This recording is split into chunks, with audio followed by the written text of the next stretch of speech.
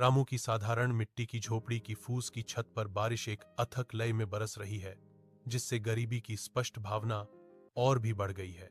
अंदर छत से लगातार पानी टपक रहा है, जिससे नम मिट्टी के फर्श पर छोटे छोटे फैलते हुए पोखर बन रहे हैं।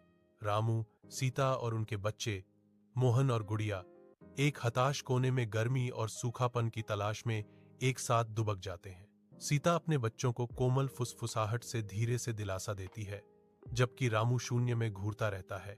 उसके चेहरे पर गहरी चिंता छाई हुई है। चिलचिलाती धूप में रामू सूखे खेत में कड़ी मेहनत करता है। उसका चेहरा पसीने और धूल से सना हुआ है।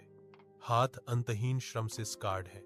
उनकी पीठ, जो सालों के अथक परिश्रम से झुकी हुई है, उनकी थकी हुई आंखों में अदम्य आशा की एक झलक दिखाती है। साहूकार आता है। उसके चेहरे पर एक शिकारी मुस्कान खिंची हुई है।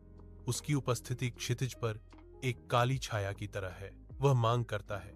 उसकी आवाज में तिरस्कार टपक रहा है।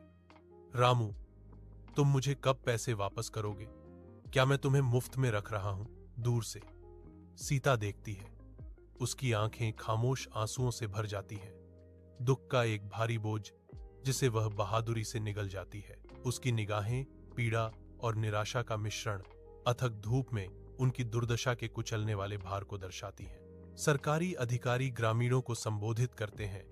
उनके शब्द रामू के उत्सुक मन में बदलाव के बीज बोते हैं, क्योंकि वह एक नई योजना के लिए पंजीकरण करता है। महीनों बाद रामू के खेत, जो कभी बंजर थे, नए तरीकों के उनके मेहनती अनुप्रयोग के प्रमाण के रूप में जीवंत हरे भरे हो गए।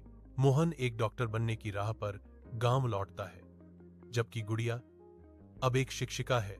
स्कूल में युवा दिमागों का मार्गदर्शन करती है। रामू गर्व से चमकता है। गांव के बच्चों के साथ अपनी बुद्धिमत्ता साझा करता है। उनके भविष्य की कुंजी के रूप में कड़ी मेहनत और धैर्य पर जोर देता है।